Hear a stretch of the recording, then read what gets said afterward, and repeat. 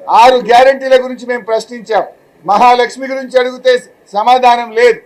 అదేవిధంగా మహాలక్ష్మి అక్క చెల్లెలకు 2500 విషయంలో కానీ అక్క చెల్లెల వడ్డీ లేని రుణం అడిగితే చెప్పరు, కానీ అందాల పోటీల గురించి మాత్రం చాలా గొప్పగా చెప్పుకుంటున్నారు.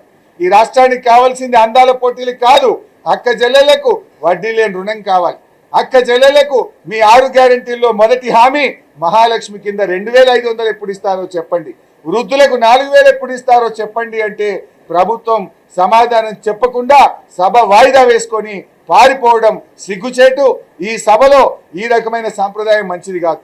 మీరు ఎంతసేపన్నా మాట్లాడండి అంటారు, క్లారిఫికేషన్ టైం అయిపోతే ఎట్లా?